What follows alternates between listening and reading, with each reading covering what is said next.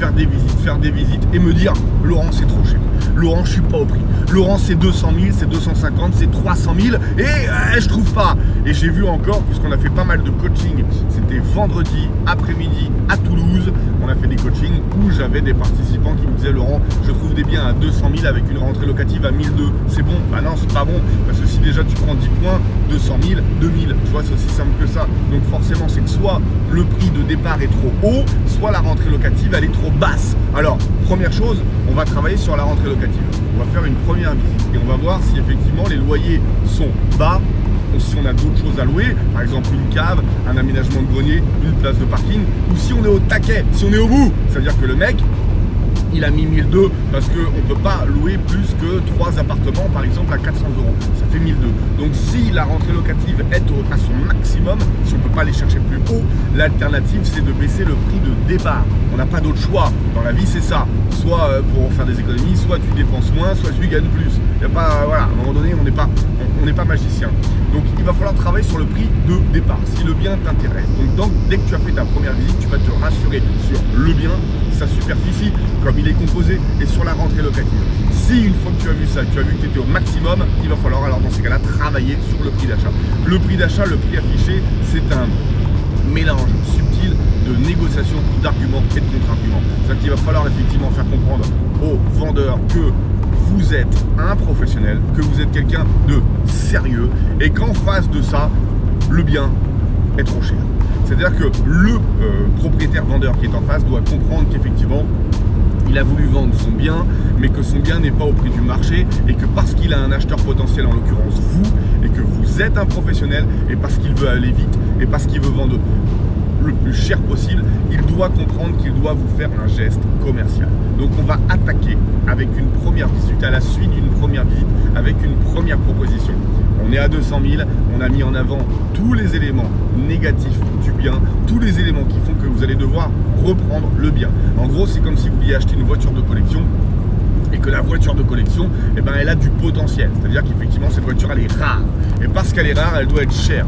Mais il faut qu'il comprenne, le propriétaire de cette voiture, que la voiture, elle n'est pas rénovée. Que la voiture, elle n'est pas au summum de ce qu'elle a été un jour. Et que pour qu'elle redevienne comme elle était, et qu'elle devienne, et qu'elle ait le prix de ce qu'elle vaut, il va falloir que vous fassiez des travaux, que vous la remettiez en œuvre. Peut-être la repeindre, faire de la carrosserie, peut-être y changer une boîte de vitesse, peut-être remettre un poste d'origine, peut-être remettre une sellerie à l'intérieur d'origine qu'elle n'a pas aujourd'hui, et que ça coûte de l'argent. Et que tout ça, vous devez le décoter du prix de départ. Monsieur, votre bien est à 200 000, effectivement, je pense qu'il en vaut 200 000 dans le temps, mais qu'aujourd'hui, on n'y est pas, et qu'aujourd'hui, à travers ce que j'ai vu après ma première visite, le bien en vaut que 140. Parce que j'ai déterminé que pour que ce soit rentable, mon bien devait coûter au maximum 150 000 par exemple. Alors je vais proposer 140. Je vais en face avoir un propriétaire effectivement qui va me dire bah ouais je suis d'accord mais pas à 140. Au lieu de 200 je suis d'accord à 180 ou à 170. Donc là on sent que effectivement en face on a un propriétaire vendeur qui est ouvert à la négociation. Il n'est pas buté, il n'est pas têtu, il n'est pas résigné, il ne nous dit pas un non négatif, il nous dit non mais. Le non mais ça doit uniquement vous dire je suis ouvert à la négociation.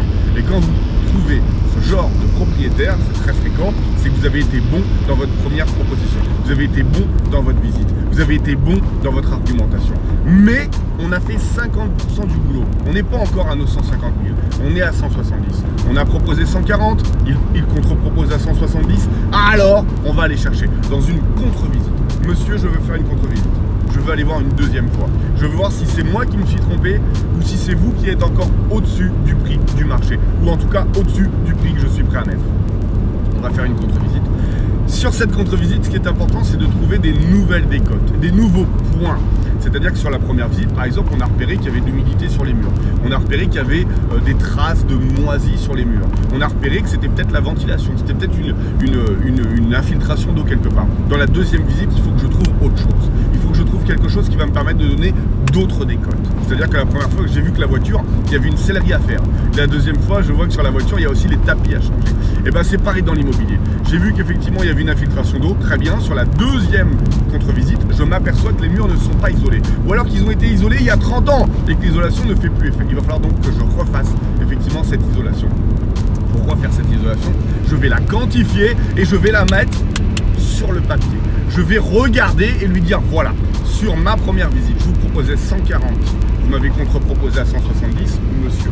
Je suis prêt à faire un effort vers vous, je suis prêt à faire un pas vers vous à 150, je fais un effort, je ne suis pas un marchand de tapis. C'est ma dernière proposition, elle est valable 48 heures. Maintenant, ce que j'attends de vous, ce que j'attends en retour, c'est que vous aussi vous fassiez un pas vers moi et que 270, vous arriviez à mon prix de 150. À ce moment-là, et seulement à ce moment-là, on sera capable de se mettre d'accord sur un prix qui est le prix de la transaction. Est-ce que vous êtes d'accord pour faire un pas vers moi, puisque j'ai fait un pas vers vous? Qu'est-ce qui ferait, monsieur le vendeur, que l'on ne ferait pas affaire ensemble maintenant? Donnez-moi un argument, puisque moi je vous en ai donné 10 qui vous permet de croire que le bien se vendra très bien avec un dossier qui est le mien et je suis un professionnel à 150 000. Si vous êtes aussi convaincant, parce que vous êtes convaincu, alors vous aurez la possibilité de faire des affaires. Et alors, vous regarderez tous les prix que vous trouvez sur internet, à savoir sur seloger.com, sur Le Bon Coin, sur PAP, sur tous les sites que vous pouvez trouver. Alors vous pourrez comprendre que le prix qui est affiché est le prix de démarrage de la négociation. Quand je vois un bien à 200 000 et que j'ai un budget perso à 150 000, alors je comprends que je peux y aller. Parce que 200 000 c'est le maximum, c'est le plafond, on ne peut pas aller au-dessus. La différence entre 200 et 0, c'est votre capacité à pouvoir négocier. Plus vous allez tendre au 0, meilleur vous êtes. C'est-à-dire, au mieux, vous aurez trouvé des décotes. Alors, bien sûr, vous allez me dire, attends, Laurent, c'est beau, ça c'est génial, on est d'accord, mais clairement, on va pas pouvoir toujours négocier. Il y a des propriétaires vendeurs qui veulent pas bouger d'un iota, qui sont là, qui sont placés, qui veulent pas. Ok, ceux-là, ils vendront jamais. Ceux-là, ce sont des gens sur lesquels vous ne pourrez pas faire d'affaires. Parce que oui, toutes les affaires ne sont pas bonnes à être faites. Oui, vous ne pouvez pas tout négocier. Mais par contre, il y a des biens qui sont bons à être négociés. Et moi, je vais vous dire même, parce qu'on m'a demandé sur ce week-end, et je vois mon petit Thomas qui vient d'arriver, salut à toi, salut Thomas, salut Guillaume, salut Alexis, salut So, salut Flo, salut à vous tous qui vous connectez. Toutes les affaires ne peuvent pas être faites. Il y a des moments où effectivement on visite, on veut se positionner et le propriétaire vendeur nous dit non, moi je descends pas. Ok, il n'y a pas de souci, prenez votre temps et vous verrez. Vous verrez que celui-ci, vous reverrez l'annonce dans 3 mois, dans 6 mois, dans 8 mois. Dites-moi dans les commentaires si ça vous est arrivé. Et vous voyez le bien qui est encore à la vente. Quelquefois il est au même prix, quelquefois il est un petit peu moins cher. Parce que le propriétaire n'avait pas le déclic. Il n'était pas prêt à vendre moins cher. Et vous ne devez jamais vendre par rapport au projet du propriétaire vendeur. Souvent j'entends le propriétaire vendeur ou l'agent immobilier me dire ouais il a besoin de 200 000 pour partir dans le sud de la France et s'acheter une maison. Mais ça c'est pas mon problème. Si le mec il a besoin de 200 000 parce qu'il a rencontré une nana qui a 20 ans de moins que lui et il veut la faire kiffer en lui achetant du Louis Vuitton et l'acheter dans les hôtels, c'est pas mon problème. Moi mon problème et ma solution c'est d'acheter au bon prix. Donc clairement, lorsque je vais faire une proposition au propriétaire vendeur, je la fais par rapport à mon dossier, par rapport à ma rentabilité, la mienne, celle que je considère. Pas celle qui va arranger le propriétaire vendeur. Alors si le problème ou si la solution c'est de lui proposer un prix qui lui permette de décanter son projet, et bien si il a besoin de 200 000, je lui achète 150 000, il a déjà 150 000. Après il fera un crédit à la consommation pour passer à son projet. C'est pas mon délire. Moi ce que je veux c'est faire une affaire. Si j'achète au prix, c'est pas moi qui l'a fait l'affaire, c'est le propriétaire. Et je suis pas là pour créer des affaires pour les autres, je suis là pour m'en créer moi. Et vous devez vous créer vos affaires à vous. Et c'est en ça qu'on va revenir au Mastermind de Lyon sur la négociation, entre autres, où je vais vous montrer qu'effectivement, à partir d'un bien, à 150 000, à 200 000, à 250 000, à 300 000, on va pouvoir appliquer des décotes agressives qui font que le bien qui, à la base, pouvait être intéressant sur le papier, devient une cash machine, devient un bien sur lequel on va gagner de l'argent, devient un bien sur lequel vous allez faire l'affaire, et c'est pas le vendeur qui va la faire, parce qu'il faut se le dire. Quand on fait un deal, il y a toujours un gagnant, il y a toujours un perdant. Le deal gagnant-gagnant, c'est que vous n'avez pas assez négocié. Le bien à 200 000 ou vous avez négocié à 197 500 € et du coup vous dites c'est gagnant-gagnant. Non, vous avez fait gagner quelqu'un et vous avez perdu de l'argent. Vous savez ce genre de proposition où vous vous dites ouais c'est 200 000, allez je vais tenter 195. J'hésite, je suis timide. Et là vous avez un oui. Quel est le sentiment que vous avez? Dites-moi dans les commentaires. Ne mentez pas. Vous vous dites merde. J'aurais dû proposer plus bas. Ben ouais, ça m'est arrivé à moi. Ça m'est déjà arrivé. Premier achat immobilier, une maison, 88 000 €. Il y avait tout à refaire dans la maison. Ben j'ai proposé à 88. Deuxième bien, 170 000 euros, j'ai proposé à 160, le mec m'a dit oui tout de suite. Pourquoi j'ai pas proposé à 120 ? En expliquant pourquoi je proposais pas à 120.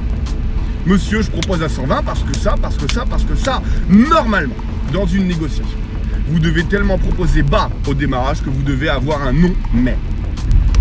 Non mais. C'est trop bas, monsieur. Mais votre proposition, elle est tellement intelligente, votre proposition, elle est tellement bien tournée, votre offre est tellement argumentée que je vous dis non mais. Non parce que vous êtes trop bas, mais parce que vous êtes intelligent.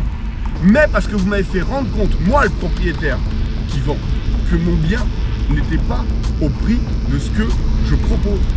Vous m'avez fait comprendre, alors que l'agent immobilier n'a pas réussi, vous m'avez fait comprendre que le bien était trop cher.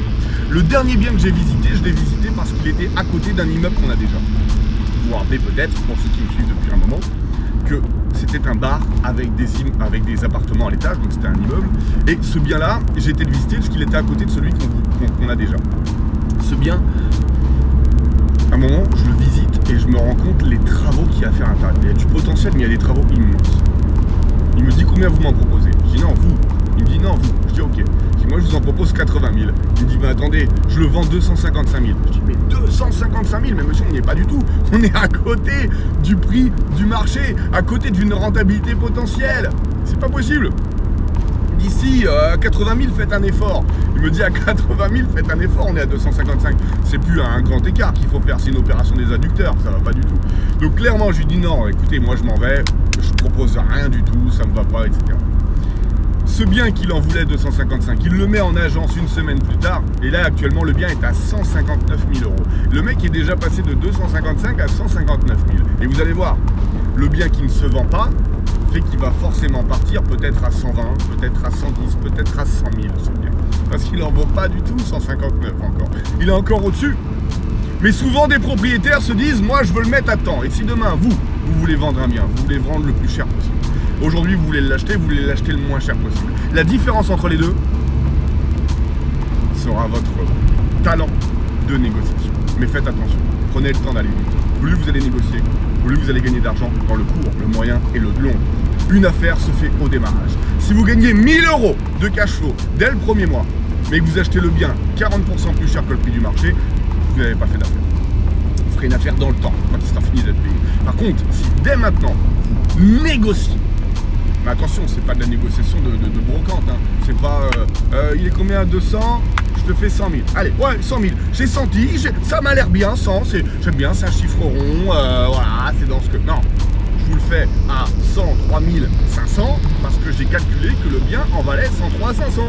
Et parce que pour moi, je suis capable de l'acheter à 115 et que je me suis donné encore un delta qui me permet de pouvoir augmenter, un levier supplémentaire. Quand vous trouvez qu'un bien à 200 000 est pour vous intéressant à 150, vous proposez à 135 ou à 140 pour vous donner une arme supplémentaire. On veut des armes. Quand on fait de la négociation, on veut le maximum d'armes.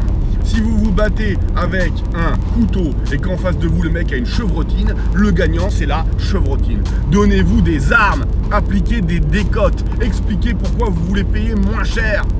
Monsieur, mon bien est déjà loué, donc je vous le vends au prix juste. Monsieur, je suis l'acheteur, je vous le vends pas, je vous l'achète pas au prix où vous me le proposez parce qu'il est loué. Comment ça ? Ben, je l'ai expliqué ce week-end sur scène. Si demain vous achetez un bien qui est complètement loué, c'est pas vous qui avez fait le casting, c'est pas vous qui avez choisi des locataires. Et ils ont été choisis en fonction des critères du propriétaire. Peut-être qu'il aimait bien les chiens, il a accepté. Peut-être qu'il aimait bien qu'il y ait un dépôt de garantie minimisé au démarrage, à savoir 100 euros ou 200 euros. Il fait ce qu'il veut. Et voilà, vous êtes avec aujourd'hui et vous rachetez avec un dépôt de garantie de 200 euros. Qu'est-ce que vous allez faire avec ça ? Peut-être qu'il n'a pas fait d'état des lieux, peut-être qu'il n'a même pas signé de bail, peut-être qu'il a pris des locataires qui sont les premiers venus et qui les a pas choisis et qui sont pas des gens qui sont sérieux. Clairement, c'est pas vous qui avez fait le casting. J'avais pris un petit exemple qui était parlant ça au séminaire en expliquant c'est comme si vous trouvez demain votre femme ou votre mec. Ben on va gagner du temps. C'est bon, c'est fait, j'ai trouvé votre femme ou votre mec. Vous allez me répondre, c'est bien Laurent, mais c'est pas celui que j'aurais choisi. Moi je voulais une grande blonde, tu m'as mis une petite brune. Ou moi je voulais une petite brune, tu m'as mis une grande blonde. Ça convient pas. Alors certes, j'ai gagné du temps, j'ai pas à la séduire, mais c'est pas celle que je veux. Eh ben c'est pareil dans l'immobilier. J'ai gagné du temps, j'ai des locataires, mais c'est pas ce que je veux. Vous êtes en train de me donner des locataires sur lesquels dans 6 mois ils vont peut-être pas payer et je me retrouve comme un con à la tête d'un immeuble sur lequel il n'y a personne qui me paye. Alors ça, monsieur, le prix du risque, moi je l'ai évalué aujourd'hui à 40 000 euros. Parce qu'aujourd'hui il y a 10 appartements à 400 euros, ça fait 4 000 euros, il me faut 1 an pour les virer, 48 000. J'ai évalué à 40 000 mon risque, on va déjà partir à 160. Et là, j'ai pas encore créé de décote, je vous ai simplement expliqué que je vais provisionner le montant du fait que les locataires ne me payent pas. Donc clairement, la négociation est un art sur lequel il faut s'y pencher. Un art sur lequel vous allez pouvoir sortir des grosses affaires, sortir de la grande rentabilité seulement avec cette négociation. Allez, j'espère que vous avez apprécié cela et je vous le mets en replay tout de suite maintenant et je vous laisse kiffer. A très bientôt, bon après-midi, ciao ciao.